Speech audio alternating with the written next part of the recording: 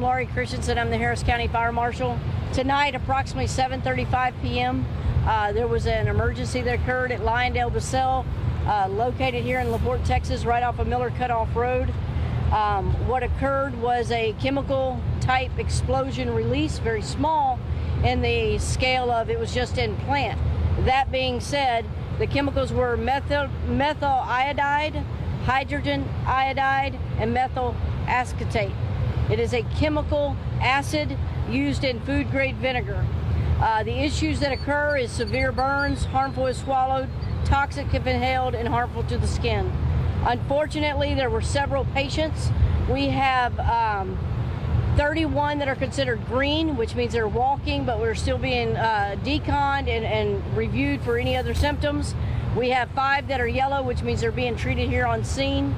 We had 2 that were red. 1 was life-flighted, and 1 was sent to the hospital via ambulance. And unfortunately, we have 2 that have passed away here on scene. We do know that the impact was contained here to the plant. Harris County Pollution Control has been out doing monitor outside the plant. We also have been doing monitoring inside the plant, and there are no impacts to outside or inside the plant. In addition, LaPorte Fire Department is out here. We have members of the SEMA, Channel Industries Mutual Aid. As far as the emergency responders that work here, they are also here. And we have the Harris County Hazmat team that will be deconning and actually going into the scene, performing additional reviews and surveys to ensure everybody is out, and then also working with the medical examiner once they get here. We also know that the Precinct 2 Commissioner Garcia's office and Judge Hidalgo's office has been notified. They're putting out information on their social media, as well as LyondellBasell and as well as the Harris County Fire Marshals is as well. I think the main thing I want to say is please keep the families of these victims and those that are injured in your prayers, the staff that is out here, and the first responders that are out here. This is going to be a very long night. The investigation is just starting. At this time, it appears that the Harris County Fire Marshal's Office will be doing an investigation. We'll also be working with our Harris County Sheriff's Department, as well as the Harris County Pollution Control, and we'll be also working with the Harris County Medical Examiner.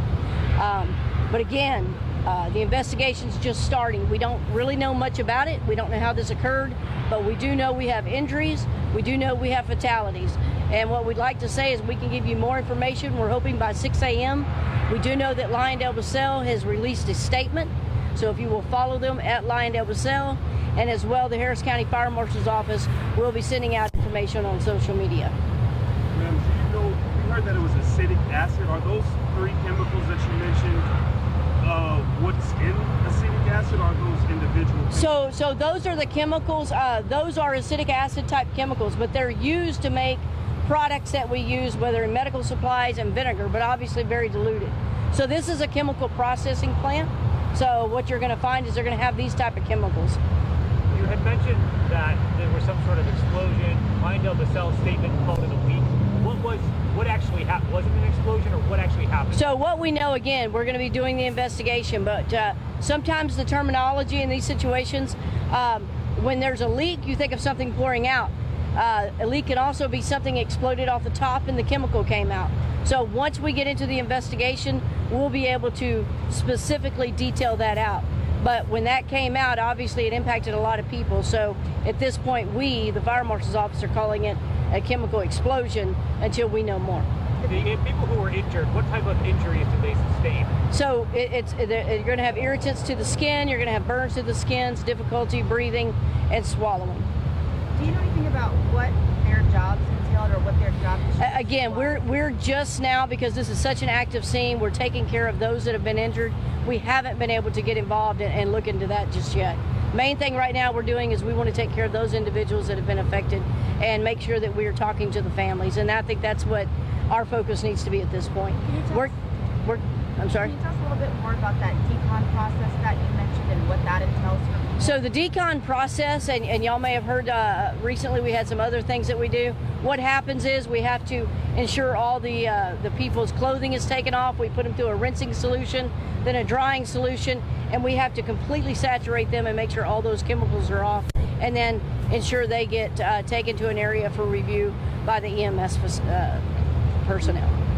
Okay, we'll be back here by 6 a.m. I'm going to get LyondellBasell. We'll also have a rep from there.